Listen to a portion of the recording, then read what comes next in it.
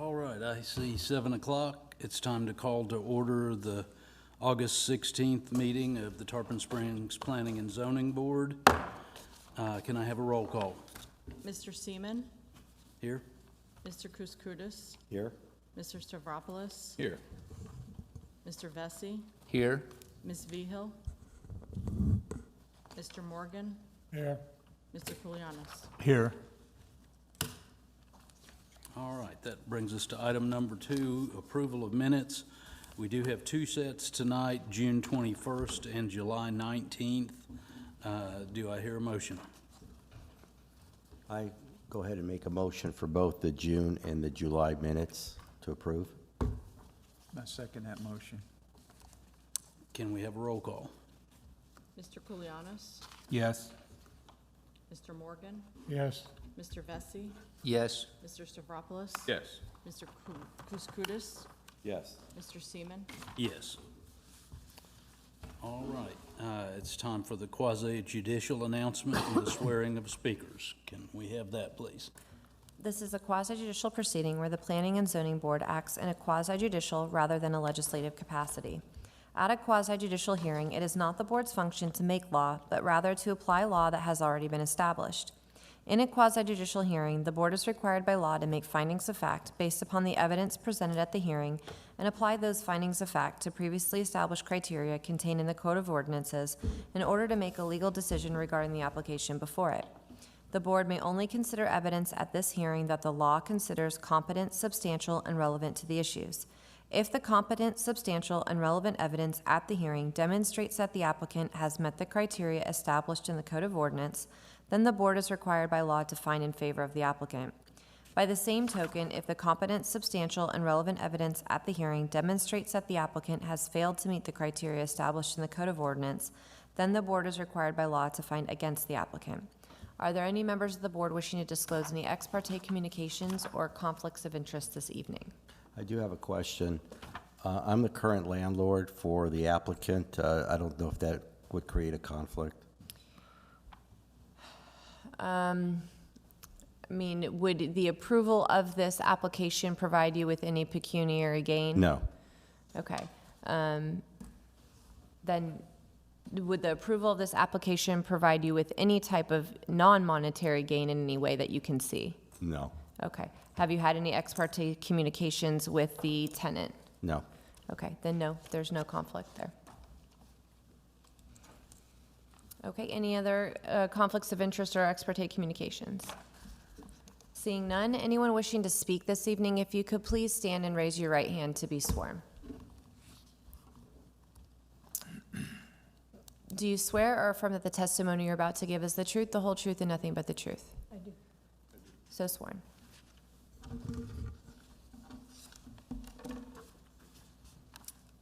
All right, that brings us to item number 4, application 21-26. That's site plan approval for construction of a financial institution in the neighborhood, that should be neighborhood business, shouldn't it? Not neighborhood bank district? Yes, sorry. I don't think we have a bank district. Neighborhood business. Does the staff have a presentation? Yes, thank you. Okay, this is an application for a financial institution in neighborhood business, which is a use allowed by right in that district. This is for 3,327 square feet of gross floor area and parking. Let me see if I can get this going. Okay. The site is on the southeast corner of Mears and South Pinellas. Here's the Winn-Dixie Plaza, Icaria Apartments, Manatee Plaza. So this is that, it's really situated as an out parcel, even though it's under separate ownership. It does share facilities with the Winn-Dixie Plaza.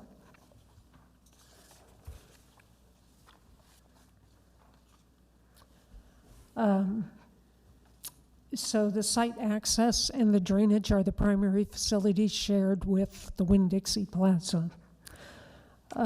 This is for Flagship Bank. It's in commercial limited, future land use map category. And you can see this site will have access to, internal access to the Winn-Dixie Plaza. That connects ultimately to Mears, and it will have one driveway to South Pinellas. Two of the items we've noted as suggested conditions on this project would be to provide signage and perhaps pavement markings for a right only on the exit for that drive. I'm not sure what the final DOT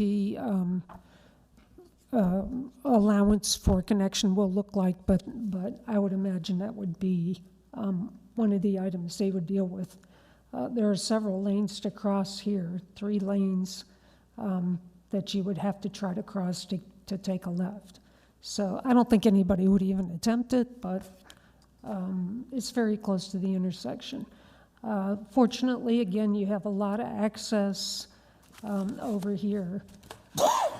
People do use this Mears access a lot, I know, because you can't really take a left into the Winn-Dixie if you're trying to go there. So people do kind of learn that and know they can take this access to get into the Winn-Dixie. And again, that's going to be connected to the bank.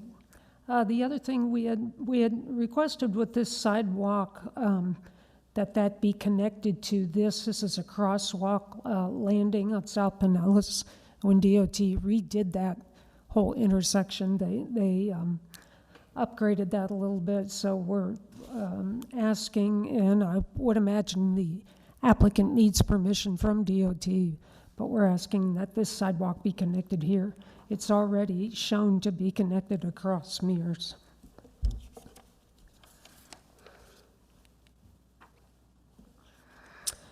And some of the features, so we've talked about access, pedestrians. The applicant has stated that this project will not exceed $1 million in aggregate job value, so they're not required to provide public art. The applicant revised the landscaping in response to the city arborist's request for species that will not eventually block the visibility triangle, so that change was made. This is the landscape plan. And this is the landscape plan overlain on the aerial. Again, the financial institution use is consistent with the city's comprehensive plan. The neighborhood business and the commercial limited categories do contemplate these types of uses. As we saw, this is a pretty busy area of mixed uses. This is right across, just south of the city's activity center, community redevelopment center. So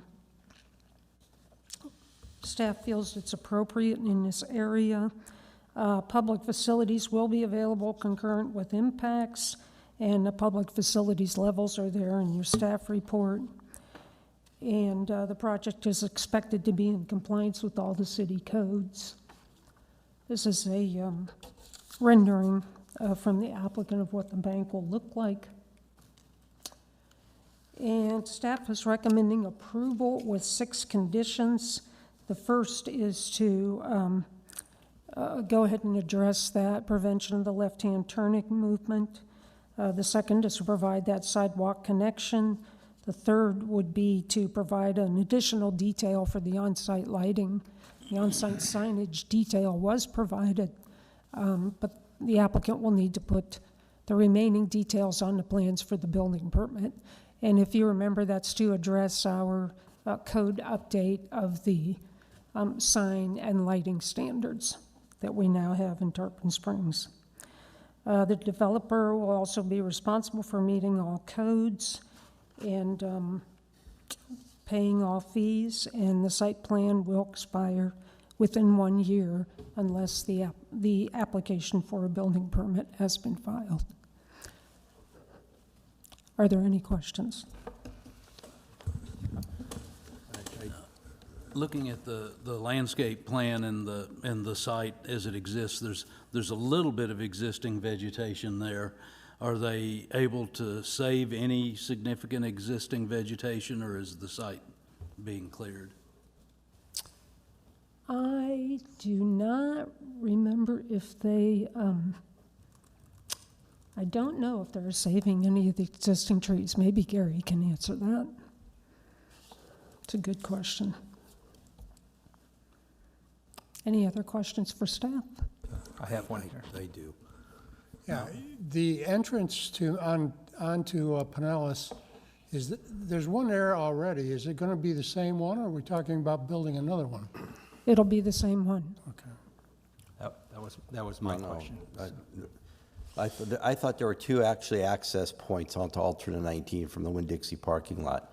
I think what they're proposing was a third access point onto alternate 19 heading north. Well, there's one there right now. I mean, there's two. One way down by the apartments, and then one further up, almost to where the bank would be. Yeah. So, Yeah, that was my question. Is there going to be three? There's one here. This apron structure that looks like an access is actually, and Gary, maybe you can help us with this. As far as I know, it's a pedestrian access. That is not for driving. The remainder of access points along here would be to the Winn-Dixie, unless I'm missing something. there are two access points within the Winn-Dixie parking lot. Okay, I don't know if they're proposing a third. I think that's the question. That seems like it's a third access. This is, well, if you're counting Winn-Dixie, this is a third. Okay. Yeah, Third, because that's located in the empty lot. yes, correct. Any other questions for staff? I have another question, and maybe it's, and unless things have changed, I don't know if you remember, I think it's Anytime Fitness right now, where they were required to build to the frontage of the road, alternate 19. Has that changed at all? No, this is outside the special area plan and the Okay, all right. community redevelopment Okay. district. It's right across the street from it, Okay, so, all right. Over here. yes. How far is that entrance point, the one on alternate 19? How close is that to the light? Oh, how close to the light? To that. It's got to be real close if it's another one. I mean, Yeah. this is the pedestrian crosswalk right here. No, not the crosswalk. Right, so the light is going to be right there. Yeah. I am not sure the actual distance, but it's very short. Yeah. Isn't that problematic? Yes, that's why I believe a right out is the only turning movement to exit that. And if there's already a break in the Winn-Dixie parking lot, why couldn't that be used as the in and out point for that as well? Or is that? We could ask the applicant if they're willing to do that. So that would necessitate someone from the bank, using the bank would need to go through the Winn-Dixie parking lot to take a right or a left, I guess, onto 19. Or they go back out on Mears. the Mears Or they extension. could, which they could do anyway. Go out in the mirrors. Yeah. Because isn't there I can't remember if there's a D-cell lane taking a right at the traffic light. Yes. Okay, so they would be turning There's a into the. dedicated right here. Yeah, so they would be turning into the D-cell lane from that access point, it would seem. Yeah, so there's 3 lanes plus a bike lane here. Yeah. You can see a left, Yeah. a through lane, and a right, and a bike lane. Okay. I also believe the little turnout previous to that one that's existing now is right turn only. Okay, You can't turn left and go southbound. so that's consistent. And DOT, they usually commit to 1 curb cut per parcel. This is a separate parcel. I don't see that since it's sharing drainage, I don't see that it would ever separate from the Winn-Dixie, but, you know, if they did, they'd have to deal with the drainage somehow. I don't see any issue really with allowing that access, as their one access to that parcel. Any other questions? I have a question. So I'm going to refer to this as the Marez Development Project, which was a grand master plan project at some point in the past before my time, that included if I'm not mistaken, the apartment development that's south of that. When that development agreement was struck, was there any designation of what might be placed on these parcels, or any restrictions or agreements saying we're going to put this and that, or it's going to be certain type of retail? Bear with me. Is that typically sometimes when these development agreements are struck, the planner at that time might be looking for a certain type of street curb appeal?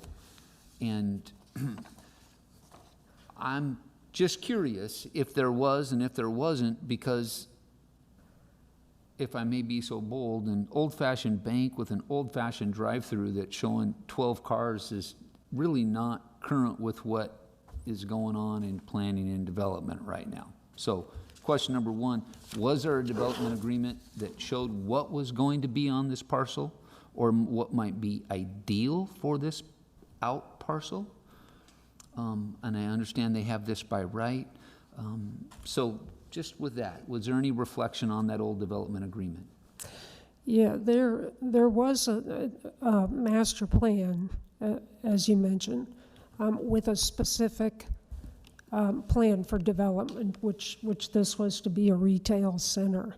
I don't know that the very, very specific uses of each retail were identified. The grocery store was obviously one.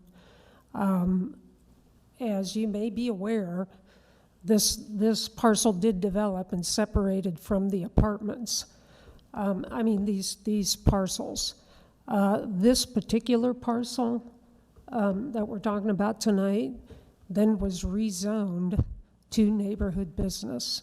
And I believe at the time it was owned by Regions Bank. Gary may know something a little bit more about that. And so the expectation, that was done in 2017, pretty recently. So I think the expectation then, the review of the rezoning in the context of that whole original development, was that this would be a bank at the rezoning stage. I don't know what the specific, use may have been called out in the original development agreement and master plan. I'd have to go back and research that. Thank you, and I think I understand that. So what I heard was it was originally supposed to be retail, and sometime in 2017 it was more or less targeted as a bank, and we have a bank today. Yes. Thank you.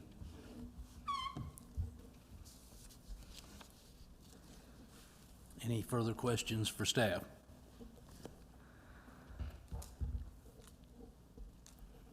All right. Would the applicant like to make a presentation? Yes, my name is Gary Boucher of Zona Engineering. I'm the engineer of record for this project.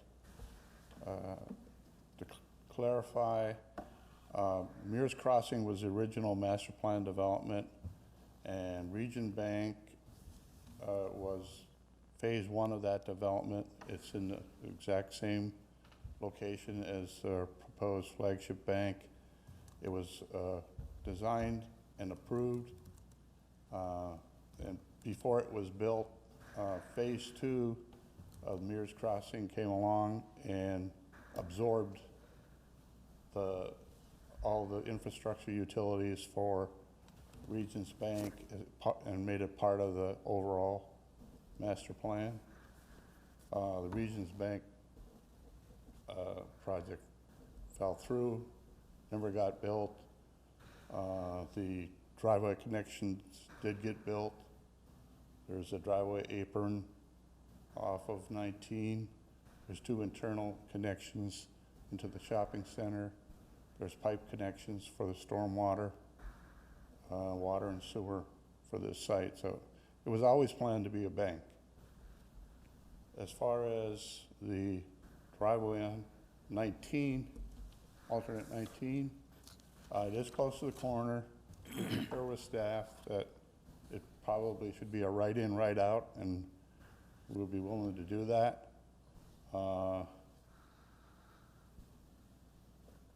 In most instances, a right-out, you're exiting into a right turn lane. And you really don't go anywhere except you go back on the mirrors again. So we could either make it just a right-in or just let people figure it out for themselves that, you know, a right-out isn't gonna get you anywhere unless you wanna go on the mirrors and go right. But be willing to do that, no problem. As far as the sidewalk connection, same thing. We already have a handicap ramp that goes down to Mears. We could also do a regular pedestrian connection to alternate 19. It'd just be a short piece of sidewalk to connect to the DOT sidewalk, maybe about 2 foot of concrete. What else? I think that was most of the issues. As far as lighting, yeah, all the lighting will be on the building. It'll all be cut-off lighting. Signs will be the new city standard signs. The vegetation, we work with staff on type of plants to put in the buffers and just outside the vision triangles. What about the existing vegetation that's there now? There are a few scattered trees, a lot of palm trees. We are saving some of the trees in the northeast corner. We're able to save a good number of them. But the ones that are in the center of the site would have to be relocated, mostly palm trees.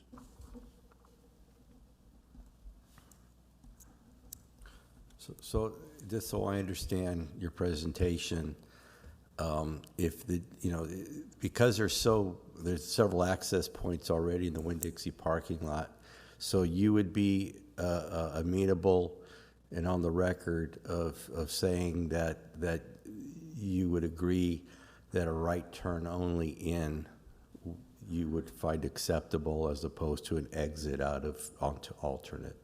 Well, we'd prefer a right in, right out. And absolutely no left. There's no chance for No. left out. It just says it's a double yellow line.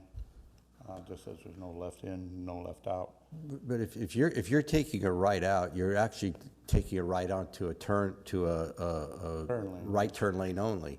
Yes. There's already an access point onto Mears, so logically, you know, you're driving in a circle. If you have to take a right out of the bank and right on the Mears, well, you could just Unless you had some business, you go up to and make a left turn. yeah. I just, my concern is the access, so many access points, and I don't know if DOT will allow you to do that, but it's up to you. At some point in time, Mears will go through. We'll go through as part of the Mango Street project. No, I understand that, but there's an access point already onto Mears from the site, where you could go left or right off into Mears from the property. Is the drive on to Alt 19 approved by DOT already? Yes, it was approved as part of the Regions Plan.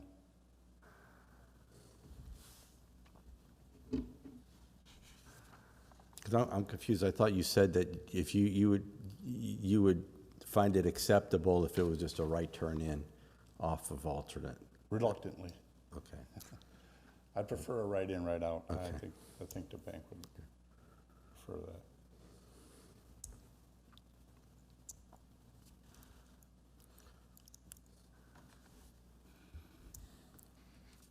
further questions for the applicant?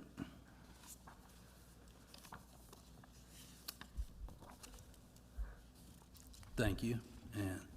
And do we have any members of the public present wishing to speak on this item?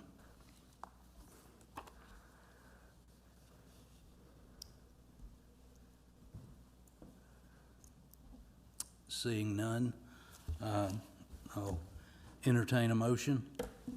I'll make a motion to approve the applicant with the only caveat is that the access point from alternate 19 be at right turn lane in only. I second that. And as well as the staff's conditions, right? Correct. Yeah. Yeah. Okay, can we have a roll call? Mr. Koulianos? Was there- I'm Yes. sorry, was there any discussion on the motion? Or, yeah, do we have discussion? Yeah, please, help me. I failed to follow the amendment to the motion on the only right turn in. Help me. Okay. I'm missing that. Coming north off of alternate 19.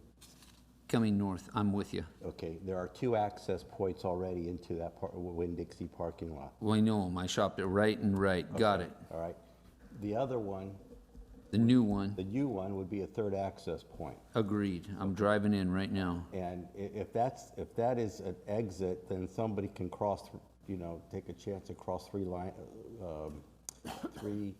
lanes of traffic to try And and I take a know look. that person that will attempt to do that and stick their nose out into traffic and block that whole intersection to go across to get the left on Ameris and try and head Yep. west. But see, the thing is, there is an access point from the bank. If you wanted to go left, you could go to Mears, take the left at the light. You could go straight down Mears at the light.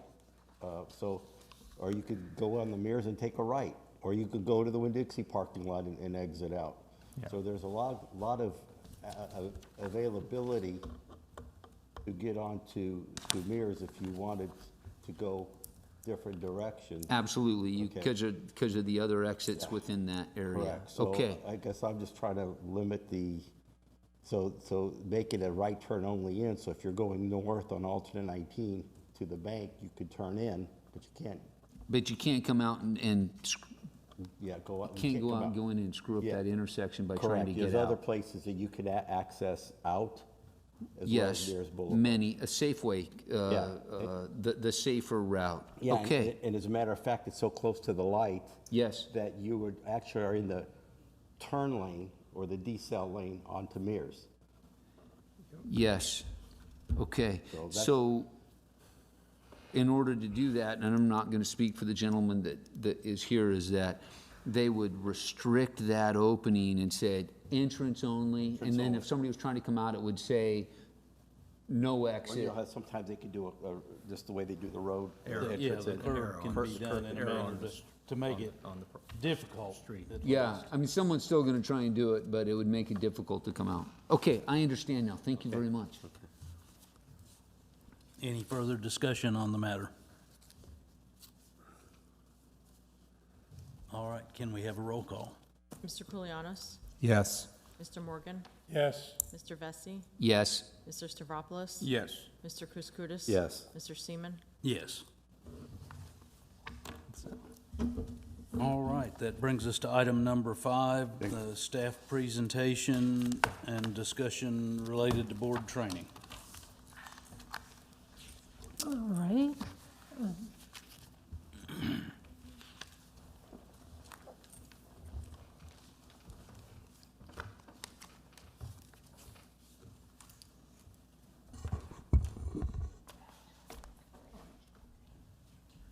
All right, I'm going to run through kind of a second in your training series that we're doing. Try to make this quick. And this one's going to be a little bit more, I don't know, maybe a little more kind of mundane than the last one, but it's getting into your procedures, and not your procedures, mostly your applications and your duties. And remember, the reason we're doing this, we're trying to do kind of a review overall review. This is for new and existing members, refresher for existing members, to kind of go over, you know, what your duties are, what the context of what you do is, to help you do your jobs better. So last time we went over a Florida Growth Management Framework and some of that history, and this time, and if you remember, we ended up with the fact that you are the local planning agency designated under Chapter 163 of Florida statutes. And those were some of the tasks that Florida statutes wants you to do. And our code does designate you as the local planning agency. You're the Planning and Zoning Board. And that section of code provides a lot of things, rules of procedure, that you record minutes, all those types of things. But it also provides a list of duties that sound a lot like Chapter 163.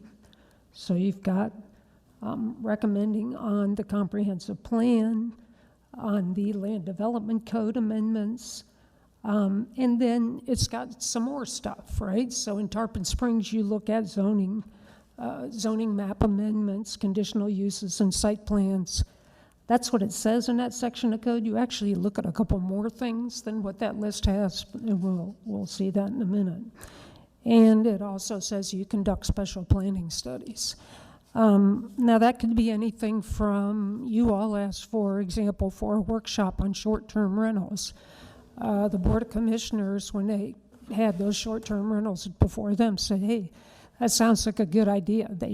Let's have them do a workshop, which we will be working up and bringing to you. So that would be, you know, it says studies, but it could just be an exploratory topic or something that you all want to cover and review, get some data on, and make some recommendations to the board.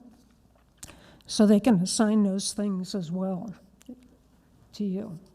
So the applications you review include comprehensive plan amendments, that's to the future land use map or the text, land development code text, pretty much, zoning map amendments, plan developments, and that would be at the preliminary stage, annexations, that would be voluntary, conditional uses, development agreements, site plans, and subdivisions, which in most other places are at what you guys review here would be the preliminary plat level.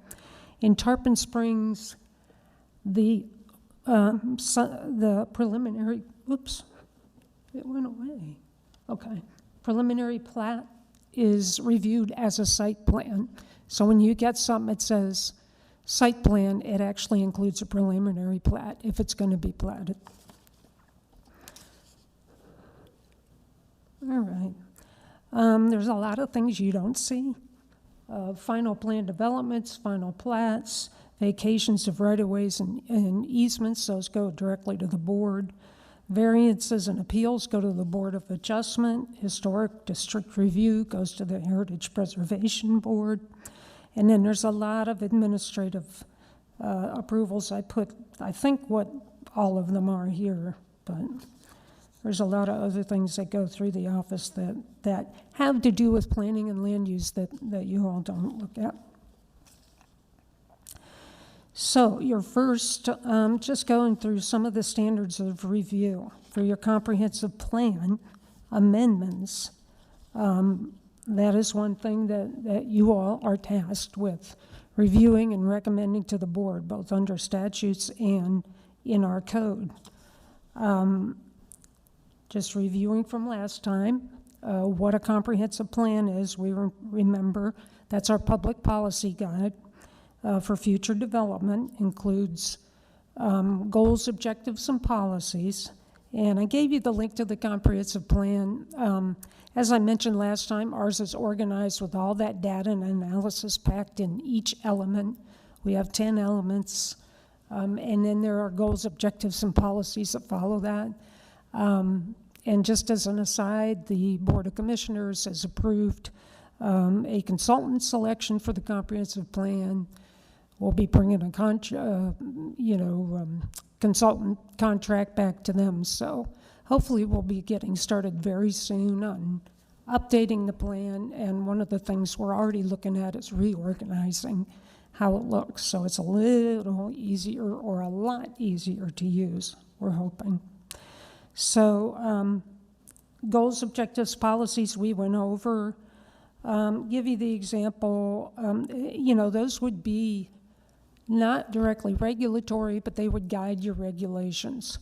They might be projects, they might be programs. So you might have a goal that says to increase the biodiversity and integrity of natural systems in the city.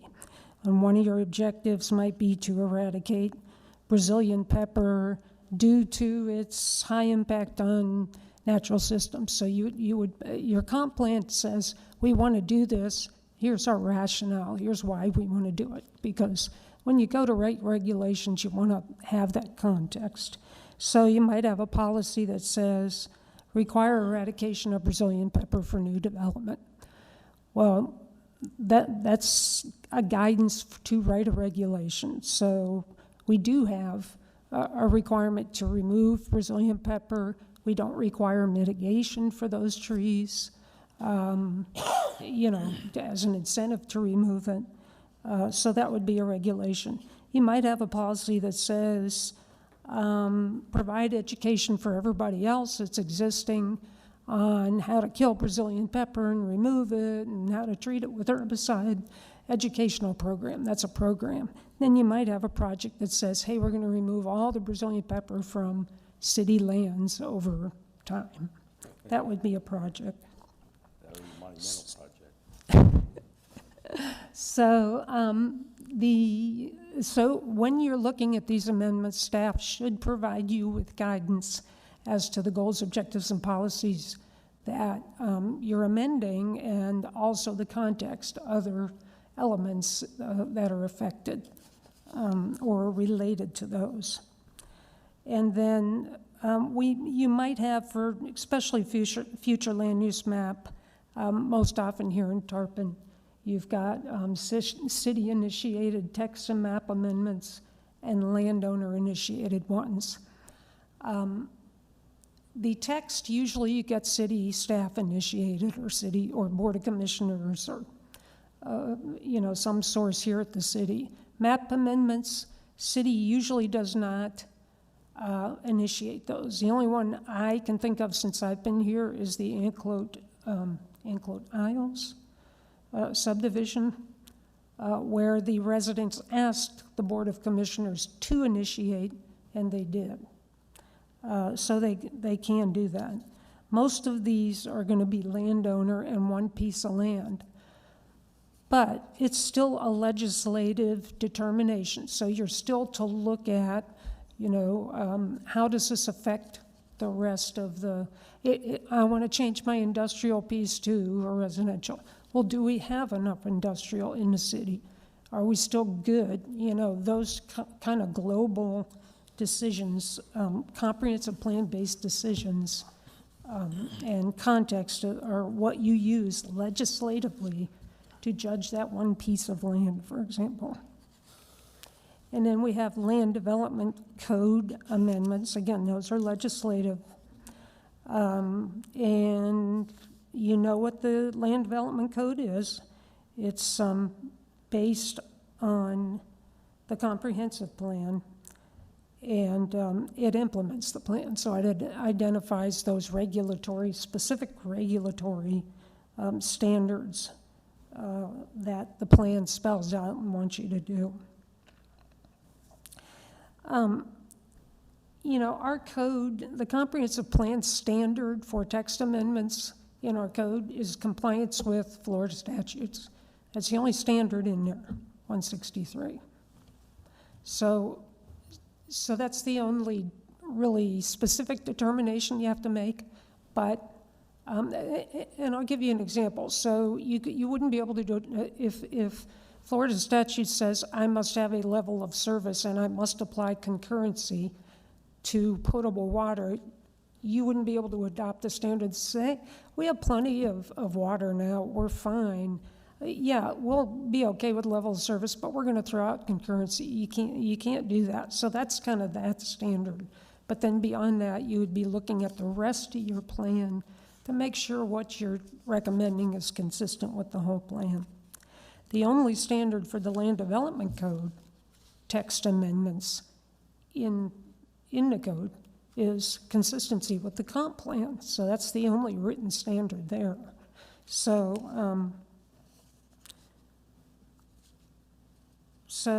yeah, that's pretty basic. So the land development code, we said, was adopted in 1989, or no, adopted in 1990 following the 1989 adoption of comp plan. Remember, that was in response to the Growth Management Act when we had to adopt a comprehensive plan. And when we're looking at the comprehensive plan basis for this and reviewing things, we're taking it as a whole. And what I mean by that is, for example, the Brazilian pepper example. You might have another part of the comp plan where you adopted, well, hey, we need trees around the city for urban forest value, for carbon sequestering and cooling the city and all that. So we can't cut down the Brazilian pepper. So you have to take it as a whole. What is an overriding goal, and how can you achieve that goal? Well, yeah, we can remove all that Brazilian pepper from city land, but we've got to do it over time, plan it, and get some more trees, some different trees in there. So that would be part of that program. So you would not throw out your Brazilian pepper prohibition based on what might be seen as a conflicting policy. You would look at it as a whole. That would be an example. Okay, now we're going to kind of switch and look at a couple things, a couple of standards of review and what they apply to. So we just looked at comp plan amendments and land development code amendments. Okay, the comprehensive plan as a standard, so now we're just using the comprehensive plan existing as a standard by which to judge applications. And you'll notice that everything you look at, you have to look at the comprehensive plan. Every one of these application types has under it consistency with the comprehensive plan. So zoning amendments, preliminary plan development, the voluntary annexations, conditional use, development agreements is something else you see, site plans and subdivisions. Notice that the term there for site plan and subdivision is compliance instead of consistency. So one thing about site plans and subdivisions is they're either for something that's a use by right, like we just saw, so the comprehensive plan part's been kind of vetted, right? The comprehensive plan future land use map category's been designated, and the standards are already there. For a subdivision or site plan, it probably went through another process, like a plan development, went through a rezoning. So some of that comp plan stuff has already been kind of vetted.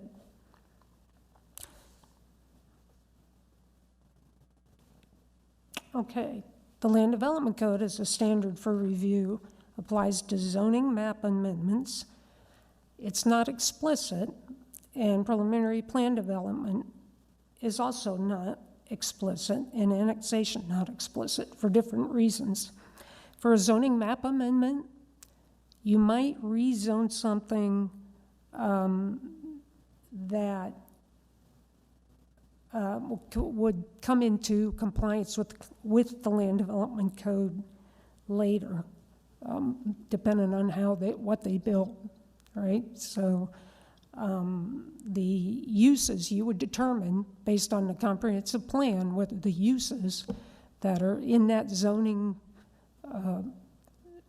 category are appropriate for that parcel. For preliminary plan development, it's got its own standards, and usually goes through a rezoning. We haven't had a preliminary plan development here since I've been here that was just proposed on an existing zoning. It is possible, but I have not seen that. So it's usually been vetted through a rezoning already. Annexation, sometimes you're going to end up with stuff that's non-conforming. Same with rezoning. If somebody annexes a property, built property into the city, and some setback doesn't comply, the city can't accept that property and recognize, hey, that's a non-conforming setback, but it doesn't require, well, you've got to chop off that corner of the building now to comply with our land development code. Development agreements have to be consistent with the land development code. Conditional uses have to comply with the land development code, and so do site plans and subdivisions. Public facilities is the other one that applies to everything. So the two big things you always hit, comp plan and public facilities, are in everything we do. Last time we talked about terms. Adequate facilities member is, I've got enough potable water to serve the resident, or the example I gave last time was from my last job. We had a library level of service of 1.5 books or items per person. So do we have adequate library facilities? And then what's the level of service? What's adequate? 1.5 books per person. Concurrency tells you the 1.5 books has to be there the day the resident moved in. So libraries, by the way, are not something you usually apply concurrency to. But water, sewer, transportation, schools, those are normal things that you apply concurrency to.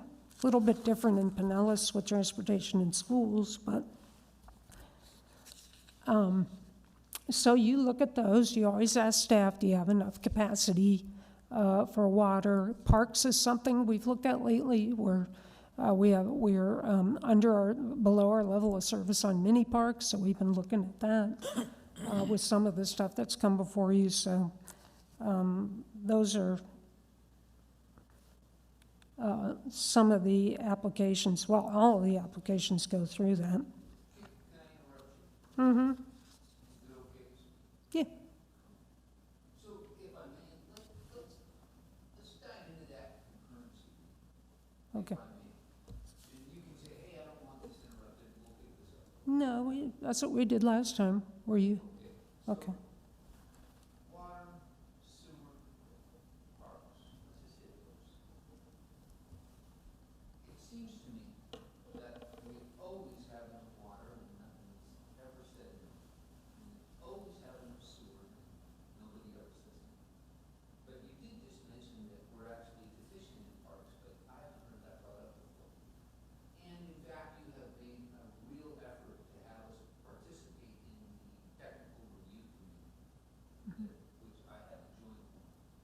But it always strikes me as unique when these fully planned unit developments or large apartments come in front of us, is that we got enough water, we got enough sewer, and we always have enough.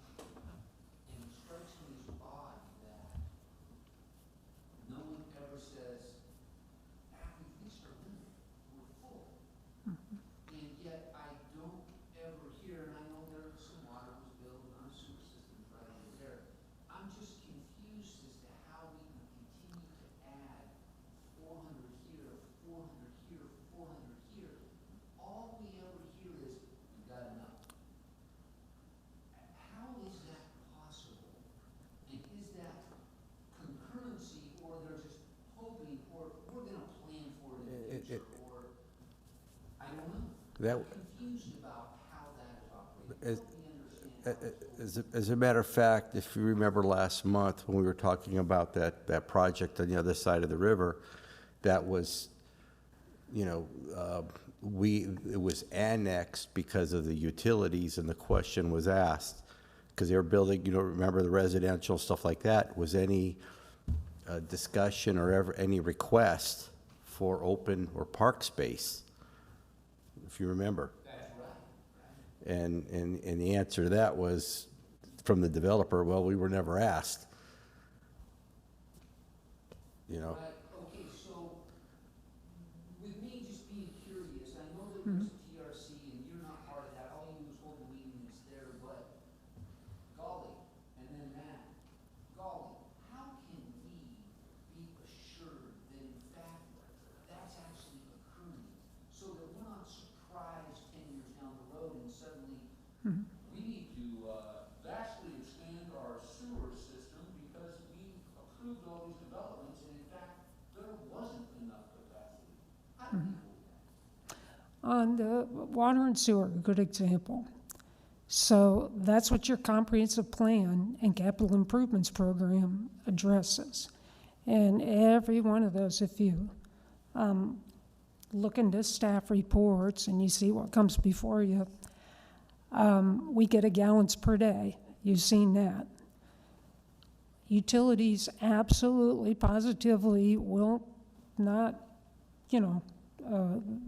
recommend approval of an application until they get those numbers because they track all that.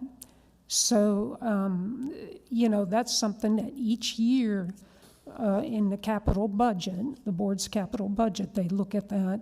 But our comprehensive plan is where that 10, 20-year planning for water is done. And we track that on all these developments.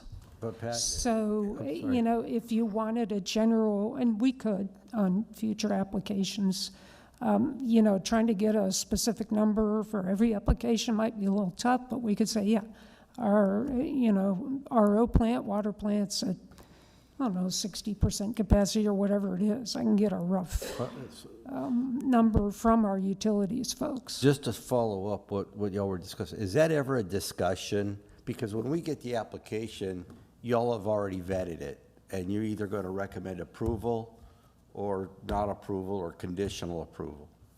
So, we're not in that discussion process during the application process. Yeah. That being said, are there discussions, because I'm a big recreation guy, are there ever discussions with regard to, what are we doing for open space? What are we doing? How are they contributing? Is there an impact for that we could take advantage of more facilities?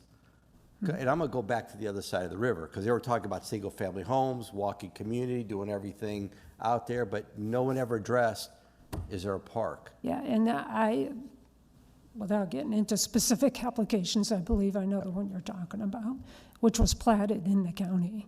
Yeah, and that's the other thing is, Yeah. they go to the county and get things approved, and because they have to utilize the utilities of Tarpon Springs, we kind of have to annex them in, and they've already gone through their development process with the county, and as a general rule, tell me if I'm wrong, they do their development process with the county, and then because of the availability of utilities, we have to annex them in, but they've kind of may have sold the farm at the county, and we're kind of stuck accepting it without any significant changes to that development plan. Am I wrong? Yeah, well, on that particular one, we didn't ask for any changes. Okay. That brings up a question that I had when that item came up is, in looking at some point at amendments that the city commission would make to the ordinance, the appropriate ordinance, is maybe we should think whether there is a way to avoid having that situation again, because it's kind of not a good situation, I think, to have us be forced to take a development that went through the county standards instead of our standards. And, I would say, that's a big development, but, I can think of 4 or 5 that we have taken that are parcels that don't comply with city codes. And then we have you know, we that's have no prob- choice but to accept them because of the utilities.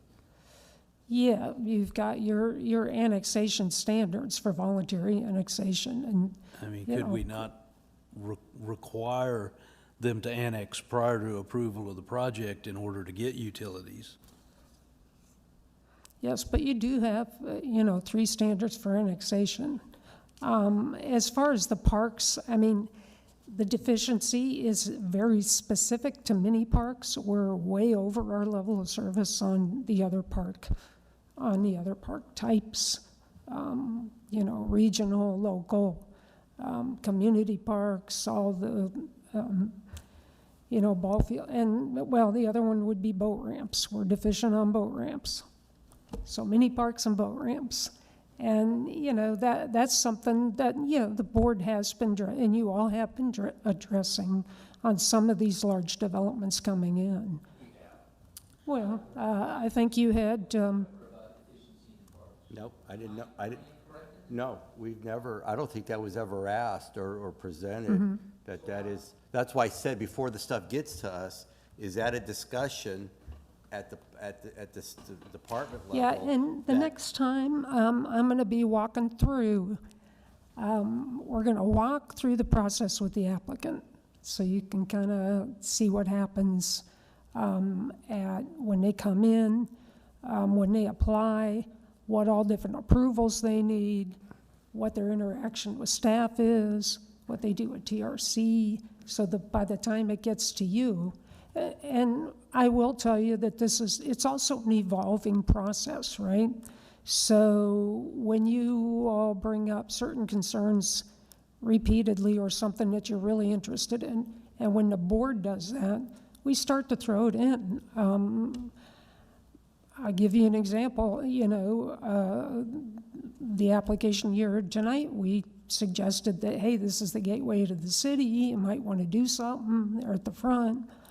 They didn't really propose anything, so for better or worse, that's going to the board, but that wasn't really a land development code, right? So so staff can go beyond the code and say, hey, the board's concerned about landscaping. Planning and zoning board's been bringing up, these types of things. You might want to address it. Before the signs and light poles was adopted, we were telling everybody, the board's probably going to want you to do powder-coated poles and whatever, and some of them would do, some wouldn't.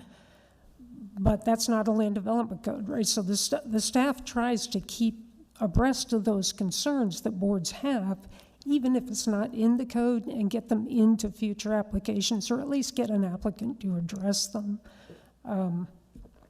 But yeah, it's kind of an evolving process. We as a board, we don't set policy. We only can make recommendations as to what we think the Board of Commissioners should look at. Right, but you don't set policy, but you recommend to the board to set policy. And I will tell you, the last few meetings, you had some items on tourist homes, and you had, some other items where those concerns were expressed from you to the board, and they picked up on the concerns that you had, and asked the applicant to address those. So, in fact, good example, short-term rental, we have revised our conditional use application to say, hey, by the way, give us all this other information in your proposal. How many bedrooms, how many people are staying there, how many parking spaces, how big are they? So, so none of that's in the code, technically. We aren't real sticklers about just, being very linear with the code. We have that leeway, right, as staff, to kind of pick up something we get from you all and carry it and go along with it.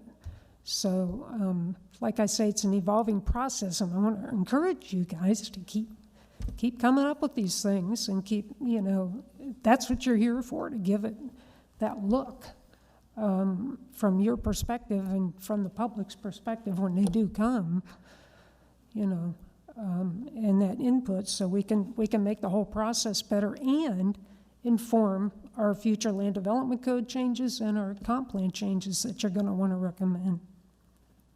So since I stopped your That's okay. presentation, Yeah.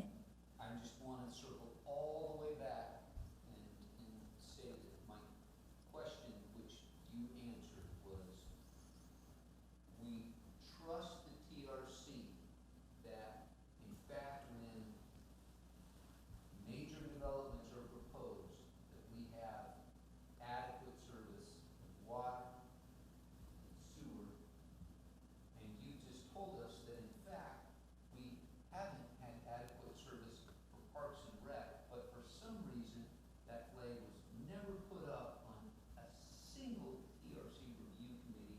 I'm not putting anybody on the spot, I'm just saying, I never saw, we failed at Parks and Rec. Never saw that. All I ever see is, please, yes, yes, yes, yes, yes, yes, yes, no issues, every single one. And then my real question was, how are we ensured that there aren't impacts, or that TRC is only responding to that little moment in time? And I'm gonna use a different example. The DOT never says no to any time. There's always enough there's always enough room on the road, there's never an impact on traffic. We are approving stuff up and down all 19, and we all know that you can't go boo between 4 and 6 p.m. on all 19, but there's not a traffic issue on that road. There is a traffic issue on that road. Forgive me. So That's okay. I'm gonna be a trust but verify. Mhm. I would be crushed if in 5 years we find out we do not have adequate potable or sewer, and my mom, who's 83 and a fixed income, suddenly has a sewer rate increase because we just approved 4,000 units, and now my mom has got to pay more for that. Help me understand, and you don't have to do it tonight, you say, Justin, that's a different topic, but I'm genuinely concerned about it. Yeah, and, okay, so a good example with traffic, and we'll talk about next time some of the bigger context. That's why we have mobility standards instead of level of service. That's why we have a long-range transportation plan at the county. We have DOT 5-year work program and long-range plan. All that stuff is, yeah, where the traffic question goes. No, Yeah, no, because you actually touched on something. How do we improve stuff on an Enfield road that's a 2-lane, almost a dirt road, but yet it's okay? and that's a, Sidewalks, there's no shoulder, right, So parks. passing only. and that's a road that's currently programmed for improvement, right? So, because the county has got plans to improve that road, so, So that was it, the planning. But that's not concurrency. well, Concurrency is that it's there yeah, then? yes, and the road is there. But not, Well, that's the question, so, so, yeah, well, but see, well, the thing is, what you touched on as well, and I know we're going off topic here, is one of the concerns that we talked about is build-out. Okay, if you think about that, where does Tarpon become build-out? I mean, Pinellas County's almost at build-out, or if not at build-out. right, and that's something you'll be looking at in the comp plan, with the comp plan update, is what that looks like, what the impacts are, what the plans are, the capital plans, how the county and regional stuff plays into it. Some of them are longer-term solutions, and some are shorter-term solutions. So, Regarding transportation, and I know we're kind of off on a tangent here, but I'm curious on some of the bigger developments, and I'm not sure at what point it kicks in or whether it's up to the developer. Of course, they get traffic engineers and do traffic studies and all that, but how do we review those traffic studies? I mean, the city doesn't have a staff traffic engineer, I don't believe, so. If it's an actual technical traffic study, we have a consulting engineer that reviews it. But like, for example, this item tonight, for example, that's just a simple trip generation that you look up in Institute of Transportation Engineers trip generation manual, which I have in my office. So.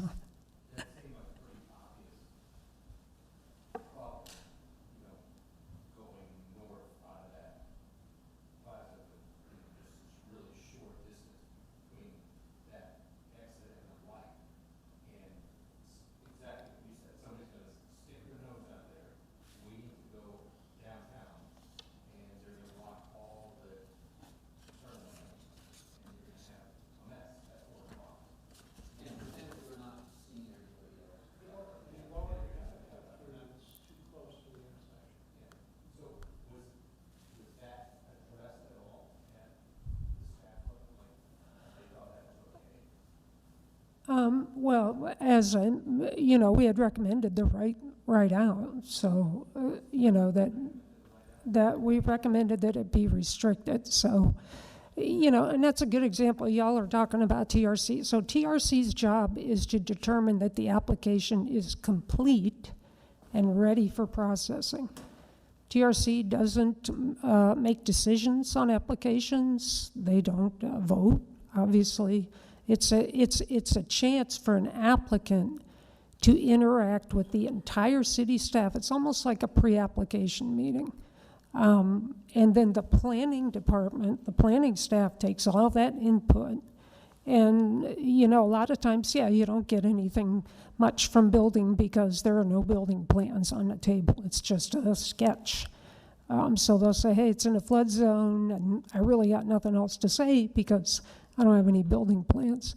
Planning and zoning takes all that, reviews the comp plan, reviews the code, and brings you a staff recommendation and staff report. We don't really go through in every single project like this one, using whatever, 300 gallons a day per water. So we put that in the staff report, but we don't, for every single thing, say, here's how much capacity is left, especially for something that's a use by right? Because you've approved the zoning. And I'll give you a good example. You all had a car wash come before you. That was one where utilities was concerned, went back and forth a bit and say, hey, what's your water use on this thing? It looks kind of low. So they did go back and forth a bit. They were recycling water, and they finally resolved what their water use would be so that utilities could know whether they could serve that. And obviously there are controls on how much water people use with the fee structure, and there's a lot that plays into that to kind of ensure that the capacity is there. But that's kind of what TRC does, is really interact with the applicant. We come back only with comments for revisions. We don't come back with a report that has a full review of a project, only comments for revisions. The report that has a full review is the staff report that comes to public hearing. So and we'll go through that a little bit more next time if you want, and kind of walk through that. And just hitting a couple of other of your standards of review. You all look at compatibility a lot. We don't have a definition of compatibility in our code, but just from 163 states that compatibility means a condition in which land uses or conditions can coexist in relative proximity to each other in a stable fashion over time, such that no use or condition is unduly negatively impacted directly or indirectly by the other use. So what I've set up here is for zoning amendments, you can't really place conditions. Conditional uses, you can place conditions, but I always like to, I always get a little bit nervous when a past planning and zoning commission I worked for would tend to do this sometimes, condition something to death where enforceability now becomes a problem. So I'm going to put a convenience store right here on the corner. There are houses nearby, pretty close. The neighbors don't want it. Well, it's a conditional use. Well, let's condition it. Let's have the hours of operation go no later than 10 o'clock. So now you've got something that 10 years from now, will I know that condition's there, and how do I enforce it? When am I going to enforce it? There are no code enforcement staff working, right, at 10 o'clock at night, so now it's the police department's problem. How do I realistically control that? So those kind of things, you can condition something, but I'm always careful with what those conditions might be. And preliminary plan developments, of course, you can place conditions of approval on those as well. Conditional uses also have two standards that you see there, two additional standards. Preliminary plan developments have 3 additional standards seen there. And site plan subdivision only has 1 more standard, and that's building code compliance, because those are either by uses by right, or they've already been through some other process, rezoning, preliminary plan development, or some other process. And just your quick review of your legislative and quasi-judicial. You already know those. Legislative is formulating policy. Quasi-judicial involves the application of the policy to a specific development. And I just put that little note in there because everybody wonders where quasi-judicial came from. And when growth management came in, and right after that was when I was first hired, it wasn't quasi-judicial till 1993. Brevard County versus Snyder, very famous in planning. If we ever want to do a land use law, Erica, I would love to do land use law if you guys, because it's very interesting stuff. So you know how that goes with the quasi-judicial, what all you have to, procedure you have to follow for that. And so, mm-hmm. Hmm. I guess I've struggled with the fact that it looks like if the staff has reported that everything meets all the codes, all the requirements, I don't really have a choice but to vote for it.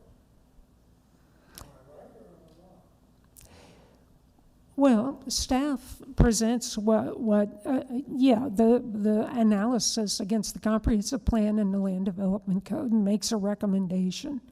And it depends on what it is. So we present we present our report based on the application and what we know at the time. Then you come in, you ask questions, we give you more information. You hear from the applicant, you might get new information. You hear from the public and from affected parties, and you might get more information. You know, there's been some in the past where you felt like on a conditional use you could not determine compatibility because you didn't feel like there wasn't enough there to make that determination. You don't have to agree with staff. We're saying, yeah, we think it's compatible. You know, based on what we're looking at in the code, we think it's compatible. But you all go through the hearing and you say, well, I'm not comfortable that it is compatible, and here's why. You're, going to make findings as to why. So you don't have to agree with staff. Staff is a party to the application, and the applicant is a party to the application, but the codes are the only thing that we can judge against, right? they are. But you do have, some judgment calls to make. Compatibility is one. If somebody's over their transportation peak hour trips, for example, and they have to do a transportation management plan. And they say, hey, I'm going to do this. I'm going to have carpooling. I'm going to have, bike sharing thing. I'm going to build a bus stop, transit stop, or something like that.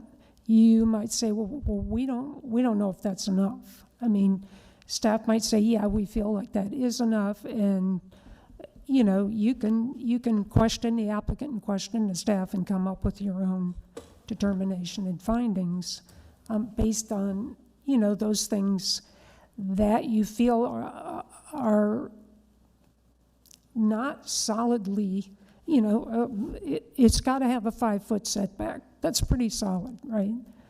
Their setback's 6 feet. Well, yeah, that complies. If it's 4 feet, staff's not going to recommend approval, but that's a solid recommendation. You can't, standard.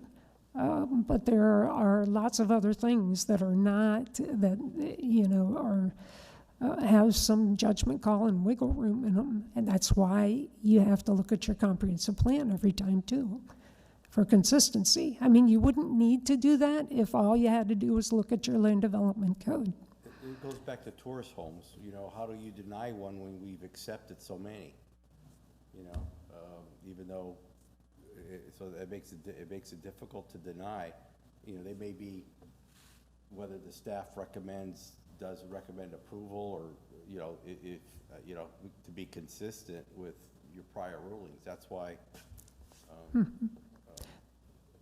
Yeah, and it's like we tell our Board of Adjustment all the time for variances.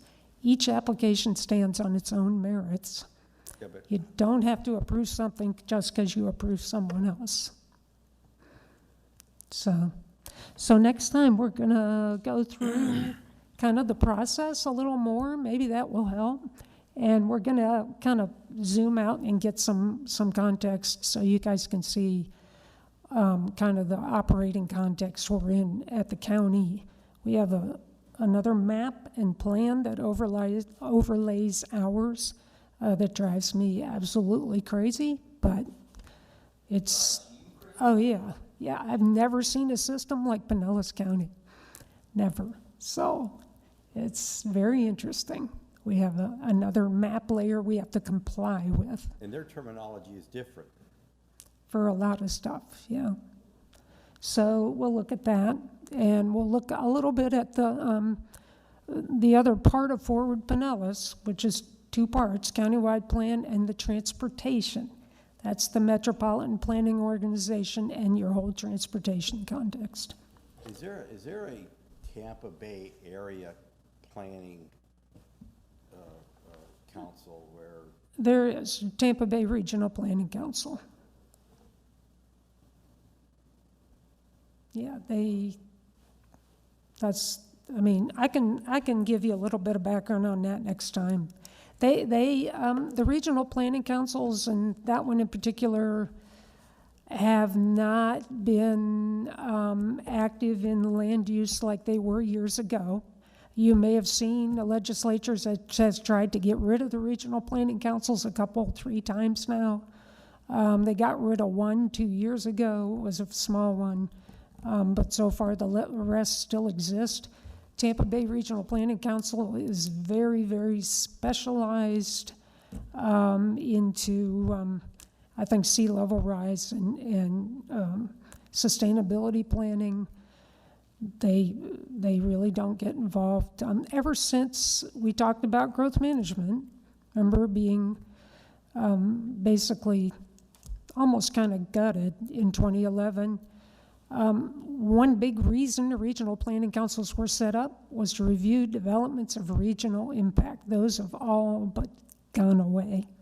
So that was their main purpose. They branched out to other stuff, but since the Community Planning Act came in and kind of gutted the Growth Management Act, they've kind of gone into the background, I would say. I mean, how many mega apartment complexes you're going to start to see? I have kind of a follow-up, or maybe it's leading into our item number 7, board comments. It appears, I guess, that there's a big project coming to us at the next meeting, and our meeting's gonna be lengthy, probably several nights, I guess, from the information I saw. Kind of in line with what we've all just been talking about. I was wondering if staff or legal staff or whoever the appropriate person is could provide us some additional background information, maybe in writing, before that big development comes to us, that helps us to pinpoint what our purview is and what would be outside of our purview in relation to items like that. And I was wondering if a brief statement that explains some of that might be read at the same time as the quasi-judicial announcement, to try to make it clear also to the public that's here what types of comments are actually pertinent and we can actually consider, and what types of comments are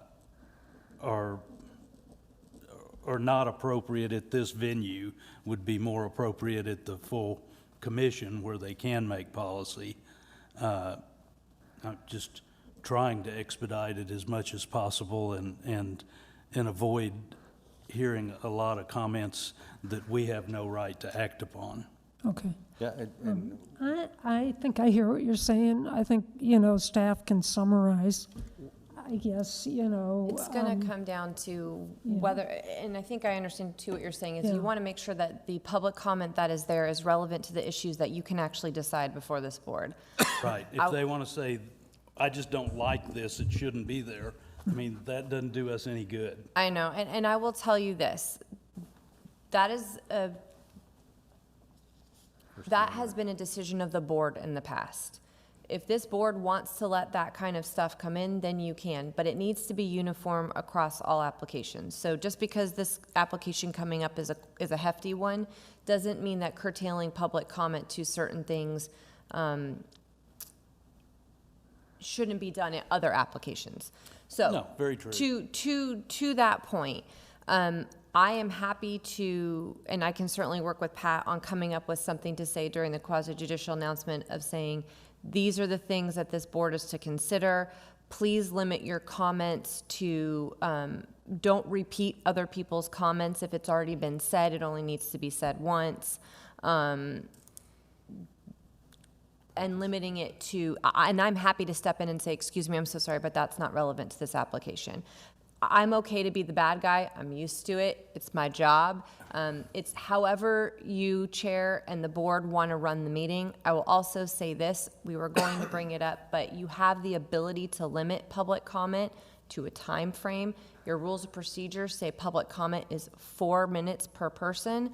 They can donate their time, 2 minutes each, but no more than 10 minutes capped. I would rather do that than try to tell somebody to their First Amendment of being able to, Well, let's be clear, the First Amendment is not, when you're talking about a quasi-judicial proceeding, that technically there's no public comment allowed, period. They have to be an affected party.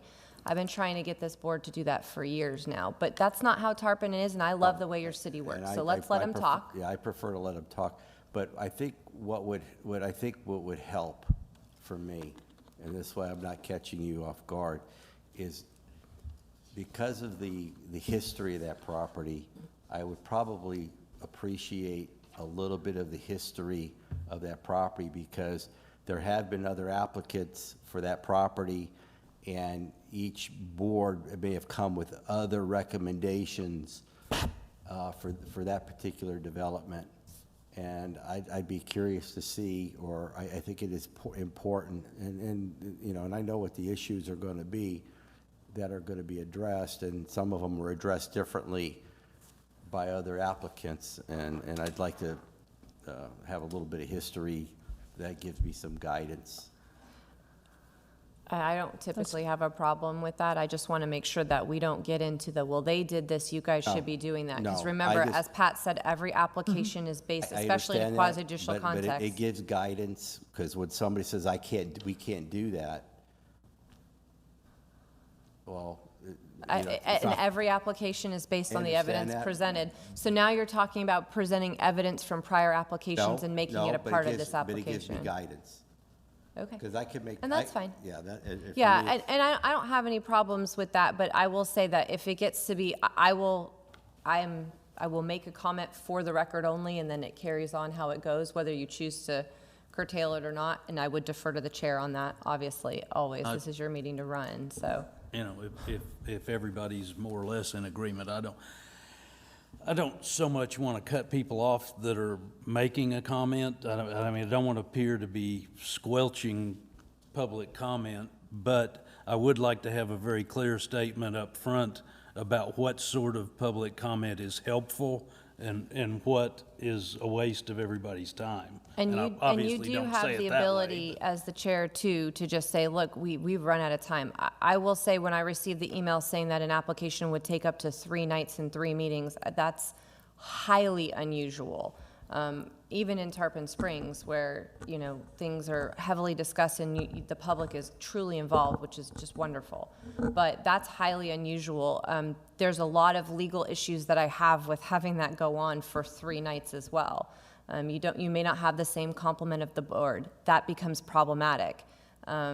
So I think, I like where your head's at. I think that there's a way that we can make it more efficient and more effective. I certainly think that I would defer to the board, especially the chair, your rules of procedure, give it to the chair to determine whether or not you want to limit the time limit for public comment. I think that's one way to make sure. And then I think that's an established limit, so yeah, we and you need have to the make ability every too to effort. say, Yeah. we've heard enough on, I mean, we've had applications before it was drainage. And it was one of those things that said, you know, we appreciate it, we've heard the public, you guys have talked about this area floods. We understand. If your comment is about this area flooding, we've heard enough testimony, we don't need to hear it anymore. It is appropriate to ask if they are residents or citizens of Tarpon Springs. So here's the thing, if you're running a true quasi-judicial hearing, you have to be an affected party, which means you have to have some sort of pecuniary interest, or you have to be a resident or neighboring property owner in order to even speak in a quasi-judicial hearing. Tarpon does it a little bit different, especially this board. It is, any member of the public is able to speak. You don't limit it to just affected parties. You limit it to whomever wants to talk. So if they're a member of the public, they're required to state their name and address. My advice has always been either it's all or none. You're either going to allow all the public to comment, or you're only going to limit it to affected parties. I just like, I weigh a resident's comments more than I would somebody. Well, you shouldn't be weighing residents' comments at all unless they're affected parties and then they're considered evidence. Well, I still. That's just that's the legal, that's the linchpin of the quasi-judicial hearing, If you're a right? resident, you're an affected party. No, that's not true. Well, as far as I'm concerned, you are. Well, legally, and you being a lawyer should know, those are not necessarily the same things. Yeah, but we're here for the city of Tarpon Springs. And I'm here to advise you legally. So whether or not you choose to accept that legal advice, which I hope you do, since clearly, you know, this is what I do. But I'm only here to advise you. I don't make the decisions. Well, I could see on this one where you could actually, you could make a case that because of traffic issues, it could affect almost anybody. But if they don't, I mean, you're talking about an individual application that needs to be taken on its own. So whatever decisions you make with regard about whatever application comes before the board are individual to that application based on the evidence presented at the hearing. Unless you have an exact identical application with the exact same evidence that's presented, there's no precedent that's set. I'm not talking about precedent. I'm talking about the traffic affects everybody in the community, so. And we're getting into the minutia of an actual application. What I'm saying is for a larger application or something that's going to be of public import where we're going to have a lot of people, these are the types of things that you guys can do to try and make it more of a efficient and effective meeting. Yep. Merle? Yeah. Chairman? Yeah. You know, you can see that we rarely have an audience, this is going to be a special deal. This is something that the residents are extra passionate about. So I think that we have to have as much latitude as possible. I agree with whatever the rules are, the 4 minutes, up to 10 minutes if people donate. But I think we're just going to have to, in my opinion, let them talk. Because I think if you start cutting people off in this, again, this is the only deal we're probably going to have that is going to be like this. We don't have anything that even resembles this, but we know this is coming. So, just buckle up and let the citizens have their right to talk. Because that is, you go back to this property back when it was fought years ago. I don't know if you were. Okay, so you were now we're around. kind of getting into the actual application. Okay, So all I right. just would ask that we wait until Okay, it's presented. but I think they should have plenty of latitude And to this speak. board has had many applications where we've had a packed house in here before, so, right. it's not new to this board. All right, that's Council, my opinion. Anyways, go ahead. All done. I think I didn't am. want to overspeak you. That's- I need a little help understanding. Counselor, you said twice that this board has easy rules or real lenient rules. I guess I don't know what those are, one. And second, are they the same as the Board of Commissioners or every other board? Or does this board have unique standards about public comment that I should be aware of or that are subject to rules that we can make right now at this moment in this board? I'm just curious So- what those are. I don't recall saying easy. If I said easy. You didn't. That was my Okay. interpretation. No, But you this said board- generous rules. Okay, either way, every board has its own set of rules and procedures. This board has crafted rules and procedures. It has to go on a meeting agenda. It gets discussed in public comment. It gets voted on, and then it gets drafted. The rules and procedures, I don't know how staff handles it when you join the board. I have a copy of the rules and procedures. I believe it was done by a resolution of the board. The last one I have was in 2011. It has the way a meeting should run, what a quorum is, what public debate is, So the order of the proceedings, and it addresses specifically time limits for public comment. Okay, that's where I'm at. So, because. different for every board. I don't happen to have that. I don't, this is my only copy, so if you need that, you need to go through staff. Right. So is that rules and procedures, is that the same as what the Board of Commissioners follows? It's different It's for every unique to board. us, right. It And may does- be the same, Does but it's anybody different for every here board. know what that is off the top of their head? Right, does anybody here have a copy of that? The Board of Commissioners Rules of Procedure? No, ours? I do. Terrific. We can So think I was I'm given asking a one in the retaurical early question. days. So before we wade You into the should lion's have den, it. none of us know what those rules and procedures for public comment is. Okay, we can email you a copy of your procedures. Well, I think that would be helpful.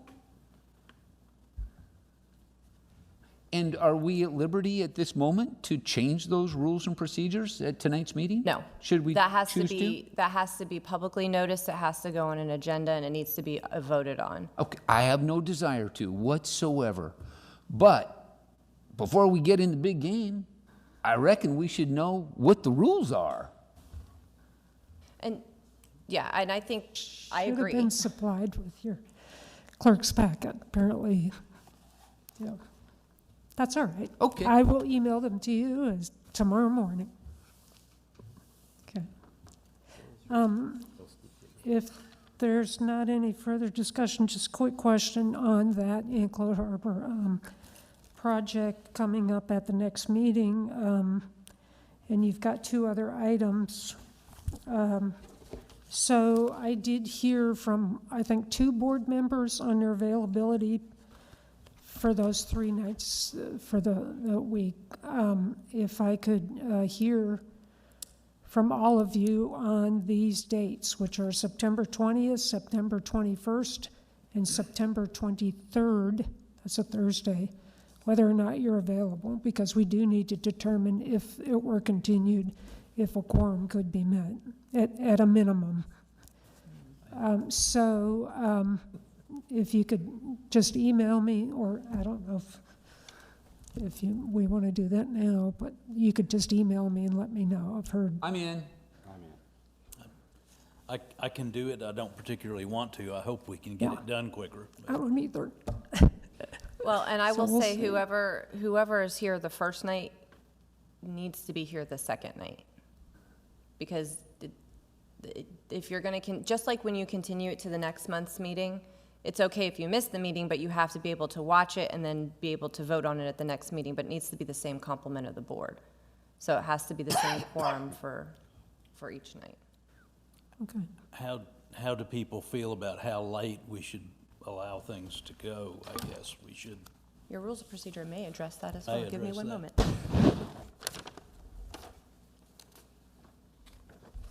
It says that meetings shall end by 11 PM unless extended by a simple majority of the board prior to 11 PM. We order pizza? I wish. Look, I defer to the board. I'll buy.